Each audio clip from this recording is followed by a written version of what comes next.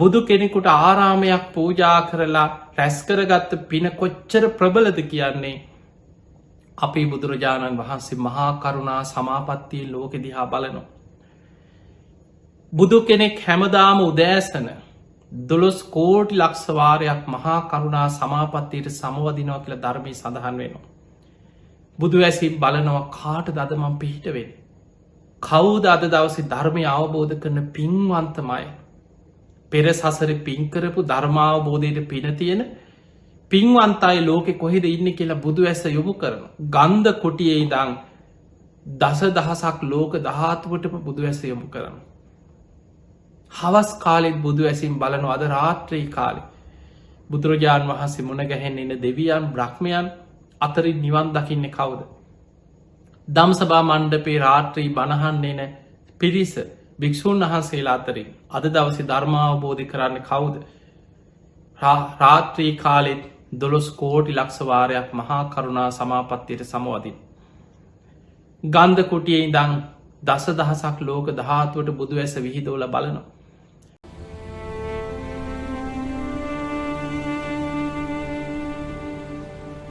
කල්ප 92කට පෙර පුස්ස කියලා බුදුරජාණන් වහන්සේ නමක් ලෝකෙ පහළ වෙලා වැඩ සිටිය. කල්ප 92කට කලින් මේ ළඟදින මේ ඒ කල්ප 92කට පෙර මහා කල්ප 92කට කලින් පුස්ස කියන බුදුරජාණන් වහන්සේ පහළ වෙලා වැඩ ඉන්නකොට ඒ කාලේ බොහෝම ශ්‍රද්ධාවන්ත රජ කෙනෙක් හිටියා. බුදුරජාණන් වහන්සේට පැහැදිලා අධිරාජ්‍යයක් එදා ඔබ දන්නවා ධර්මාශෝක අධිරාජ්‍ය මුළු දඹදිවම තනි රජෙක් හැටියට පාලනය කරපු රජෙක්. ඒ වගේ පුස්ස බුදුහාඳුරුවෝ පහළ වෙනකොට මුළු දඹදිව් තලයේම එකම රජෙක් යටතේ පාලනය වුණා. මේ රජතුමාට රාජ්‍ය විශාල නිසා පුත් කුමාරවරු 3 දෙනෙක් හිටියා. වැඩිමහල් පුත් කුමාරයාට රටේ විශාලම ප්‍රදේශයක් පවර්ලා තිබ්බ පාලනය කරන්න. දෙවනි රාජකුමාරයාට තවත් ප්‍රදේශයක් පවර්ලා තිබ්බ. තුන්වෙනි රාජකුමාරයාට මේ විදිහට විශාල රට කොටස් 3කට බෙදලා රජ්ජුරුව තමයි පිය රජ්ජුරුව තමයි ප්‍රධාන රාජ්‍ය පාලකයා. පුත් කුමාරවරු 3 දෙනාට ප්‍රාදේශීය රාජ්‍ය 3ක් පාලනය කරමින් රජ්ජුරුවන්ගේ රාජ්‍ය කටයුතුවලට උපකාර කරන්න පවර්ලා තිබ්බා. රජ්ජුරුව පුදුම සද්ධාවන්ත කෙනෙක්. ඔය අතරේ පුස්ස බුදුරජාණන් වහන්සේ ඇතුළු දහස් ගණන් මහරහතන් වහන්සේලා දඹදිව් තලයේ වැඩ ඉන්නවා. මේ රජ්ජුරුවමයි දන් දෙන්නේ. කාටවත් දානයක් දෙන්න අවස්ථාවක් දෙන්නෙත් නැහැ. එච්චරකට සද්ධාවන්තයි. රජ්ජුරුවන්ගේ අතින්ම දන් දෙන්න ඕනේ. ඔහොම දම් පින්කම් කරගෙන ඉන්නකොට දවසක් මේ සහෝදරවරු 3 දෙනා පුත් කුමාර රාජකුමාරවරු 3 දෙනා කතා වුණා. අනේ අපේ පිය රජ්ජුරුව හැමදාම දන් දෙනවා. අපිටවත් දානයක් දෙන්න අවස්ථාවක් දෙන්නේ නැහැ.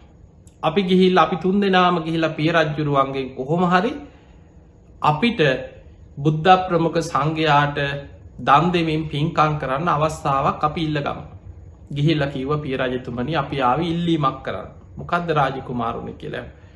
ඊට පස්සේ කිව්වා පිය රජ්ජුරුව හැමදාම බුද්ධ ප්‍රමුඛ සංඝයාට රාජ්‍ය අනුග්‍රහයෙන් රජ්ජුරුවන්ගේ අතින් දම්පැන් පූජා කරනවා. අපිටත් අවසර දෙන්න කිව්වා.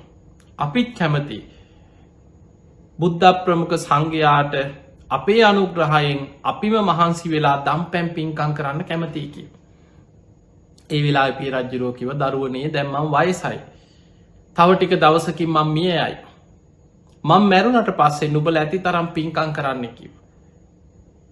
ඒ වෙලාවේ රාජකුමාරවරු කියා හිටියා රජතුමනි පිය රජතුමනි මරණයට වයස ભેදයක් නැහැ. පිය රජුරවන්ට ඉස්සර වෙයිද අපිට ඉස්සර වෙයිද අපි කවුරුත් දන්නේ නැහැ. ඒ නිසානේ අපිටත් දම් පින්කම් කරන්න අවස්ථාවක් දෙන්න කිව්වා. පිය රජුරවන්ට හිතුණ ඇත්ත නේන්න. මරණයට වයස ભેදයක් නැහැ. පුත් කුමාරවරු 3 දෙනාගේම ඉල්ලීම සාධාරණයි. ඊට පස්සේ රජුරෝ පිය රජ්ජුරුව කියා හිටිය හරි එහෙමනම් දරුව 3 දෙනාටම මාසේ බැගින් මාස 3ක් බුද්ධ ප්‍රමුඛ සංඝයාට අප උපස්ථාන කරන්න මාස 3ක් අවුරුද්දේ අවස්ථාව දෙනවා. කැමති මාස 3ක් ඉල්ලන්න කිව්වා. මේ රාජකුමාරවරු 3 දෙනාම කතා වෙලා වස් කාලේ එනවා ඊළඟට. වස් මාස 3 ඉල්ලුවා. අපි මාස 3 මේක ළඟ වස් මාස 3 අපි 3 දෙනාට දෙන්න කිව්වා. අපි අප උපස්ථාන කරන්න. ඔන්න පිය රජුරුවන්ගෙන් අවසර අරගෙන ඊළඟ වස් කාලේ එන්න කලින් ඉක්මනින්ම ගිහිල්ලා බුද්ධ ප්‍රමුඛ සංඝයාට ආරාධනයක් කරා. ස්වාමීනි භාග්‍යතුන් වහන්සේ අපේ රාජ්‍ය 3ට මැති වෙන්න බොහොම රමණීය භූමියක බුද්ධ ප්‍රමුඛ සංඝයා වෙනුවෙන් අපි ආරාමයක් කරවනවා. ඒ ආරාමේ වස් සමාදන් වෙන දවස වෙනකොට අපි අවසන් කරලා බුද්ධ ශාසනය බුදුහාමුදුරුවෝ ඇතුළු රහතන් වහන්සේලාට සංඝයාට පූජා කරනවා. ඔබ වහන්සේ මගේ ආරාමේ පිළිගන්න. ඒ වස් මාස 3ම අපේ ආරාමේ වස් සමාදන් වෙලා වැඩ ඉන්න සේක්වා කියලා ආරාධනයක් කරා. ඉතින් බුදුරජාණන් වහන්සේ මේ ආරාධනාව පිළිගත්තා. දැන් මේ රාජ කුමාරවරු 3 දෙනාම තම තමන්ගේ භාණ්ඩාගාරවල තියෙන ධනෙ යොදවලා ඉතා වෙහෙස මහන්සි වෙලා ඉක්මනින්ම මාස කීපයක් ඇතුළත අංග සම්පූර්ණ රමණීය ආරාම සංකීර්ණයක් විශාල ආරාමයක් බුදුහාමුදුරුවෝ වෙනුවෙන් ඉදි කරලා අවසන් වුණා. වස් කාලේ වෙනකොට ආයමත් ආරාධනාව සිහිපත් කරා බුදුරජාණන් වහන්සේ දහස් ගණන් මහරහතන් වහන්සේලා පිරිවරාගෙන වැඩම කරලා මේ ආරාම භූමිය පිළිගත්තා. ශ්‍රී හස්තයට රං කෙන්ඩියකින් පැන්වක් කරලා ඒ ආරාමයත් භූමියත් බුද්ධ ශාසනය උදෙසා සඟ සතු කරලා පූජා කරා. මේ රාජ කුමාරවරු 3 දෙනා කල්පනා කරා අපිට කොච්චර අමාරුවෙන්ද අපි මේ දම්පින්කම් කරන්න මේ මාස 3 ඉල්ලගත්තේ. මේ මාස 3 අපි රාජ්‍ය කටයුතු වලම යෙදී ඉන්නේ නැතුව අපි ඒ කටයුතු විශේෂ අමාත්‍යවරයෙකුට ඒ පාලන කටයුතු පවරලා අපි දස සිල් වෙමු. අපිත් මේ ආරාමයේ අඩුපාඩු සකස් කරමින් දානමාන ආදී පූජා කරමින් බුද්ධ ප්‍රමුඛ සංඝයා ඇසුරු කරමින් බණහමින් වස් මාස 3 ගත කරමු කියලා වැඩිමහල් සහෝදරයට පාලන කටයුතු වලට උදව් කරපු අමාත්‍යවරු යාළුවෝ මිත්‍රයෝ 500ක් හිටියා කියලා. දෙවනි රාජකුමාරයාට යාළු මිත්‍රයොත් එක්ක රාජ්‍ය කටයුතු වලට සහයෝගය දීපු 300ක පිරිසක් හිටලා තියෙනවා. තුන්වෙනි රාජකුමාරයට 200ක පිරිසක් හිටියා. මේ හැමෝමත් ඒවට උදව් උපකාර කරා. රාජකුමාරවරු 3 දෙනාම දසසිල් සමාදන් වෙලා වස් මාස 3ේම බුද්ධ ප්‍රමුඛ සංඝයාට අප උපස්ථාන කරගෙන හිටියා. ඔය අතර අර වැඩිමහල් සහෝදරයාගේ හිතවත් 500ක් දෙනා, ඊළඟ අයට හිතවත් 300ක, ඊළඟ අයට හිතවත් 200ක්, මේ 1000ක පිරිසත් මේ දම්පින්කම් කටයුතු වලට පුදුමාකාර විදිහට උදව්පකාර කරමින් රාජ්‍ය පාලන කටයුතු කරදරයක් නැතුව පවත්වගෙන යන්න උපකාර කරා.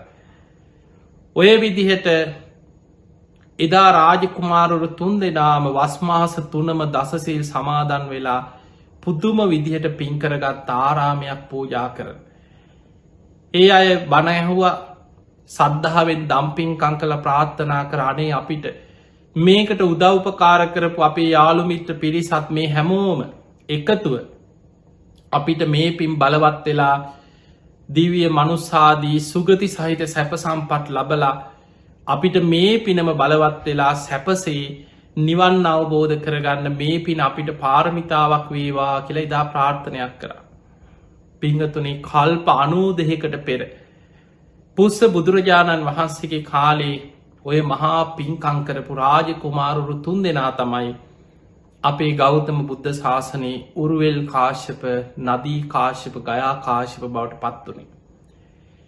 එදා ඒ රාජකුමාරවරු 3 දෙනාට හිටියා උරුවෙල් කාශ්‍යපගේ 500 කියන්නේ ඒ පළවෙනි රාජකුමාරයාට හිටපු යාළු මිත්‍රයෝ ඒ 500ක් දෙනා. නදී කාශ්‍යපට එදා 300ක ශිෂ්‍ය පිරිසක් හිටියා. ඒ තමයි දෙවනි රාජකුමාරයට හිටිය ඒ 300ක් දෙනා. ගයා කාශ්‍යපට 200ක් හිටියා. ඒ තමයි 3 වෙනි රාජකුමාරයට හිටපු පිරිස. ඒ සියලු දෙනත් දිව්‍ය බ්‍රහ්ම ලෝකවල සැප සතර අපායට වැටුන්නේ නැහැ කියන කල්ප 92ක් පුරා අපායකට වැටලා නැහැ කිය. අර පිනේ බලය. දැන් බලන්න පින්වතුනි, ආරාමයක් හදලා පූජා කරපු පින, බුද්ධ ප්‍රමුඛ සංඝයා වෙනුවෙන් ආරාමයක් ගොඩනගලා පූජා කරපු පින කොච්චර බලවත් වුණාද කියලා. ඒ වගේම වස් මාස 3 බුද්ධ ප්‍රමුඛ සංඝයාට දන්පැන් පූජා කරලා තමනුත් තමන්ගේ පිරිසත් උතුම් සීල් ගුණ දහම් රැකගෙන ඒ භූමීම වස් සමාදන් වෙමින් පින්කං කරපු පින සසරේ සතර අපායකට නොවැටි දිවිය බ්‍රහ්ම ලෝකෝල මනුස්ස ලෝකෝල සැප සම්පත් විඳගෙනම ඇවිල්ල මනුලව ඉපදුනත් රජ පවුල්වල සිටු පවුල්වල බොහෝම ධනවත් තැන්වල ඉපදුනා කෙන ඒ පින නිසා.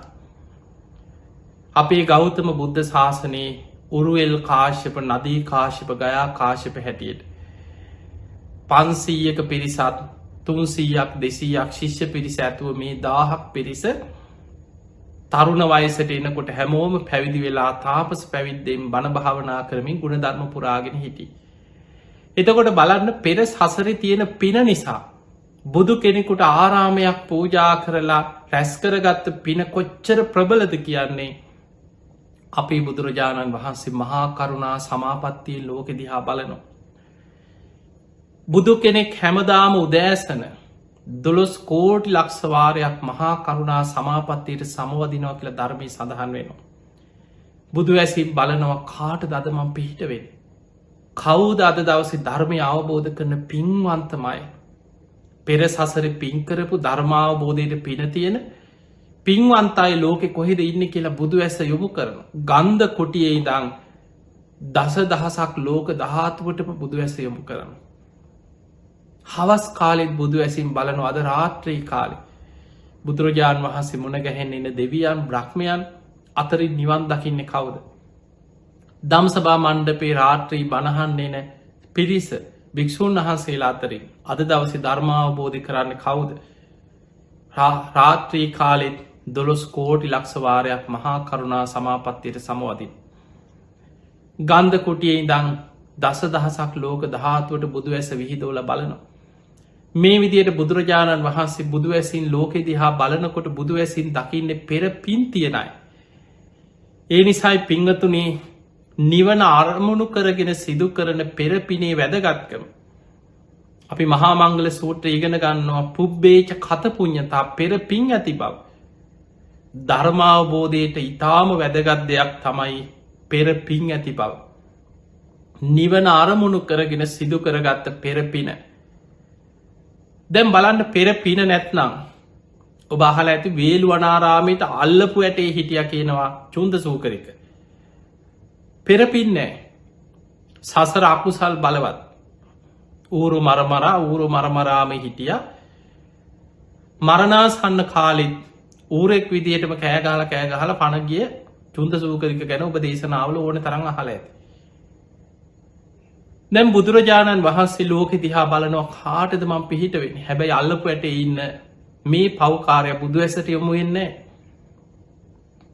බුදුරජාණන් වහන්සේ පින් ඇති අය හොයාගෙන යුදුම් ගනන් වඩිනවා. හැබැයි මේ වේලු වනයට අල්ලපු ඇට හිටපු මනුස්්‍යයාගේ නිවසට බුදුරජාණන් වහන්සේ වැඩිය නෑ. දන්න ඔහු දමනය කරන්න බෑ හුට පින නෑ අකුසල් බලවත්. ඔහුටවත් අනේ මට බුදුරජාණන් වහන්සේ බලන්න යන්න හිතෙනවා. නිකං හරි ගිහිල්ල ඔය කියන බණටිකක් අහගෙන ඉන්න ඕන. එහෙමත් හිතෙන්නේ. කොච්චර රජවරු සිටුවරු දස දහස් ගනම් පිරිස වේල්ුවනයට බණහන්නේ නවා. බිම්බිසා රජ්ජුරුවන්ගේ රාජකය උයනන වේල්ුවනාරාමි. එතකොට කොච්චර පිරිස ඇවිල්ල බණැහුවත් මොනතරම් මිනිස්සු බුදුගුණ දහම් ගුණ කිය යන පිරිස මොන ගැහුණත් තමන්ට හිතෙන්නේ අනේ මමත් ගිහිල බන්ටිකක් අහන්න ඕනේ. අකුසලෙන් හිත වැහිලා තියෙන. ඒ නිසා පිංගතුනේ මේ ධර්මාවබෝධය කරා යන ගමනේ පෙර පින කියන එක ඉතාම වැදගත් දෙයක්. පුබ්බේච කතපුඥතා දැම් බලන්න උරුවෙල් කාශ්‍යප නදී කාශ්‍යප ගයා කාශ්‍යප කියන මේ තුන් දෙෙන පෙර සසරේ කල්ප 92කට පෙර සිදු කරපු මේ පින කොච්චර බලවත් වනාද. කල්ප 92ක් පුරා සතරාපායකට නොවැටි සුගති සහිත සැප සම්පත් විනිමින් සසරි ගමන් කරා. ඒ වගේම ඒ පිනම බලවත් වෙලා බුද්ධ ශාසනයක නිවන් අවබෝධ කරගත්තා. රහත් වුණා. බුදුරජාණන් වහන්සේ උරුවෙල් කාශ්‍යප ඇතුළු පිරිස දමනය කරන්න ඒ තරම් ප්‍රාතිහාර දැක්වේ පෙර පින නිසා. බුදුරජාණන් වහන්සේ යුතුන් ගනම් පින් ඇති අය හොයාගෙන වඩිනවා. පිංහතුනි බුදුරජාණන් වහන්සේගේ ජීවිතේ උන්වහන්සේ දහම් දෙසපු ආකාරය උන්වහන්සේගෙන් ධර්මය අවබෝධ කරගත්ත පිරිස දිහා බලද්දි. පෙර පින ඇති අය මහා පුදුම විදිහට මේ ශාසනය තුළ පෙර පින බලවත් වෙලා තියෙනවා ධර්ම අවබෝධය පිණිස. පිංහතුනි ඔබ දන්නවා බුදුරජාණන් වහන්සේ දම්සභා මණ්ඩපේ දහම් දෙසනකොට උන්වහන්සේ වැඩිම කාලයක් වැඩ හිටියේ ජේතවනාරාම. බොහෝ පිරිස යොදුම් ගණන් ඈත ඉදං එනවා පිරිස පිරිවරාගෙන බණහලයන්. දැම් බුදුරජාණන් වහන්සේගෙන් බණහන්න උන්වහන්සේ හොයාගෙන ආවත්. දම්සභා මණ්ඩපේ ඉස්සරහිම්ම වාඩි වෙලා බණැහුවත් හැමෝම නිවන්න අවබෝධ කරේ නෑ. බුදුරජාණන් වහන්සේගෙන් බණහන්න දහසක් දෙනා වාඩි වෙලා බණැහුවත්. බුදුරජාණන් වහන්සේ ඒ බණහන පිරිස දිහා බුදුවැසින් බලනවා කවුදද මේ පිරිසෙන් ධර්මය අවබෝධ කරන පින්වන්තමයි. මේ පිරිස අතර ධර්මය අවබෝධ කරන්න පින තියෙන්නේ කාටද කියලා බුදුවැසින් බලනවා. දහසක් දෙනා වාඩි වෙලා බණැහුවත් පෙර සසරි පින් තියෙන්නේ එක්කෙනෙකුට දෙන්නෙකුට කීප දෙනෙකුට වෙන්න පුළුවන්. බුදුරජාණන් වහන්සේ ඒ අය අරමුණු කරගෙන ඒ අයගේ පෙරපින මතුවෙන විදිහට දහම් දෙසනවා. දේශනාව අවසන් වෙනකොට මාර්ග පල්ලබන්නේ ඒ කීප දෙනා විතරයි. අනිත් අයි හිත පහදවා ගන්නවා. දේශනාවල තියෙනවා ඒ පෙරපින් තියෙන කීප දෙනා ධර්මය අවබෝධ කරගන්න. අනිත් අයි හිත පහදවා ගන්න සාමීනි මේ ධර්මය හරියට වහලා තිබ්බ දෙයක් ඇරල පෙන්නවා වගේ. අන්දකාර හිටපු කෙනෙකුට ආලෝකයක් පහල කරා වගේ මේ දේශනාව. මම්මුලා වෙච්ච කෙනෙකුට පාර පෙන්වා වගේ ඔබහන්සගේ මේ දේශනාව. අද පටන් අපි දිවි හිමියෙන් බුදුන් සරණ යනවා.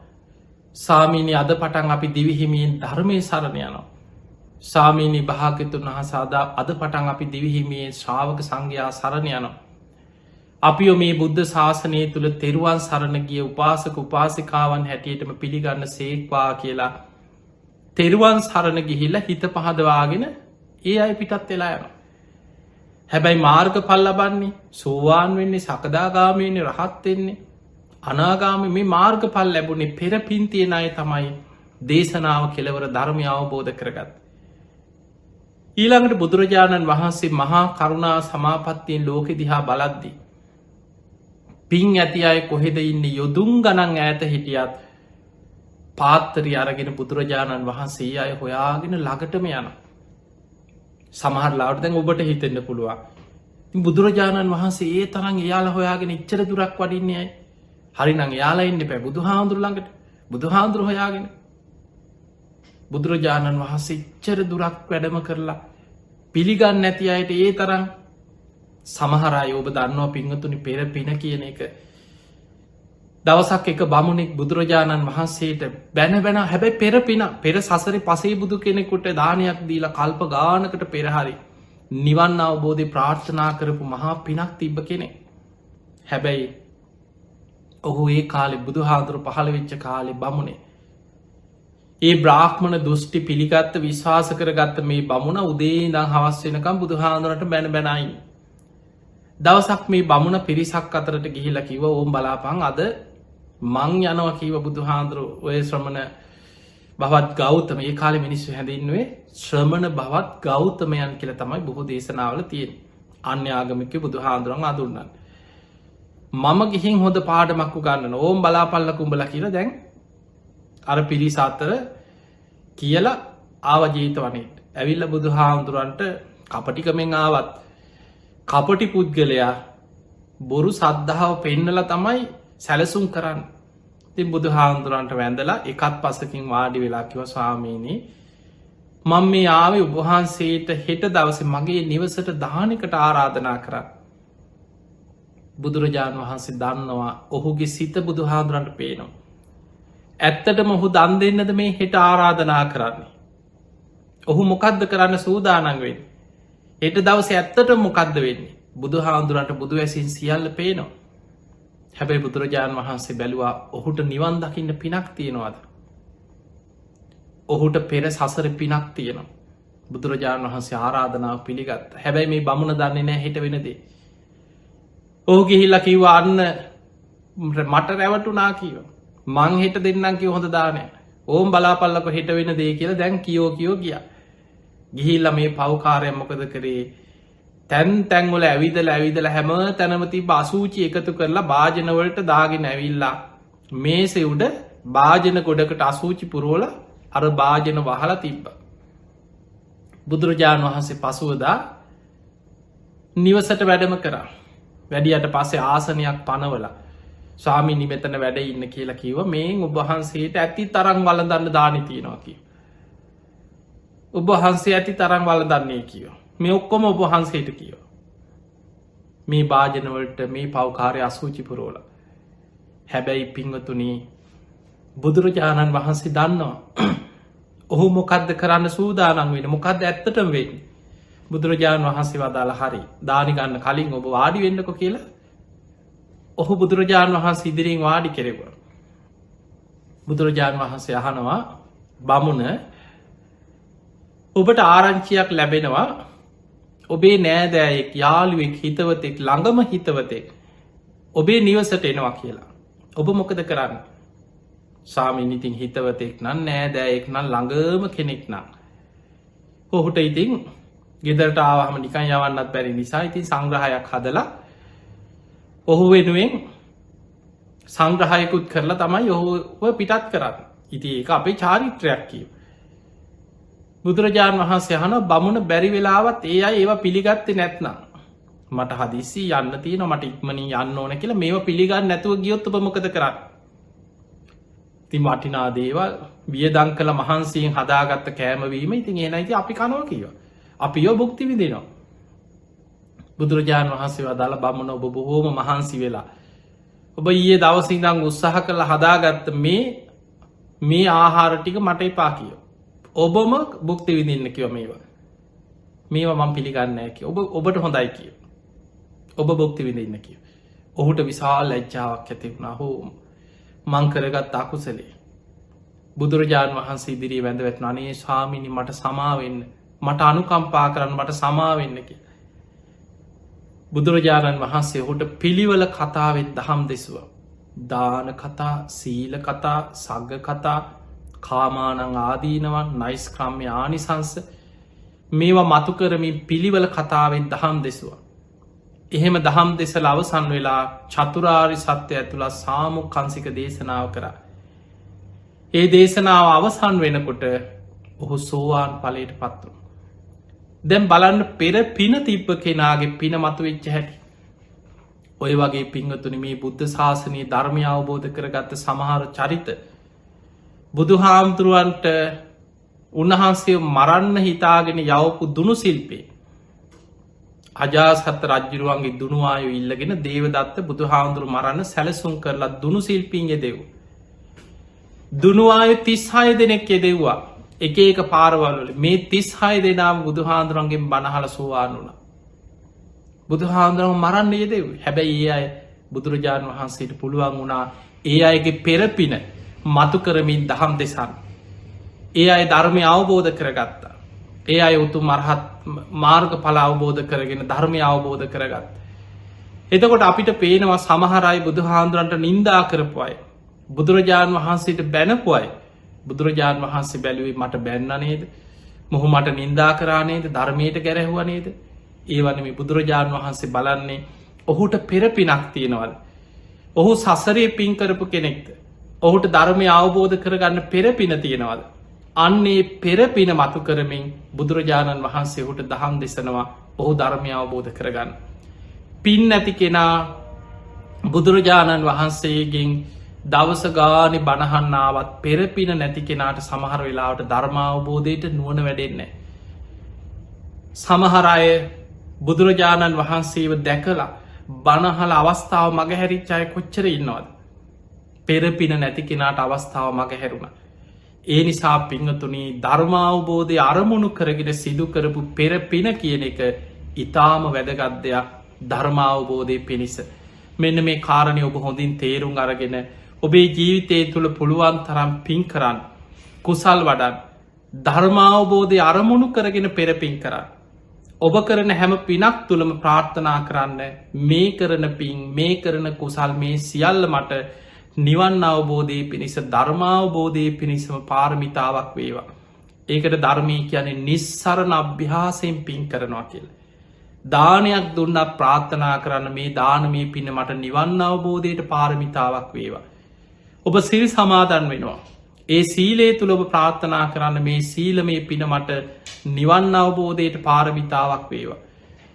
ඔබ පුරුදු කරන ගුණධර්ම තුළ ඔබ ප්‍රාර්ථනා කරන්න මේ ගුණධර්ම මට නිවන් අවබෝධයට පාරමිතාවක් වේවා. මේ විදිහට පිංහතුනේ ධර්මාවබෝධය අරමුණු කරගෙන පින් කරන්න ති ඔබ හැම දෙනාටමත් මේ ලැබිච්ච මනුස්ස ජීවිතය අවසන් වෙන්න පෙර සද්ධාදී ගුණ ධර්ම දියුණු කරගෙන උතුම් වූ ධර්මය අවබෝධ කරගන්න වාසනාව ලැබේවා ලැබේවා ලැබේවා කියලපි ආශිර්වාද ප්‍රාර්ථනා කරනවා.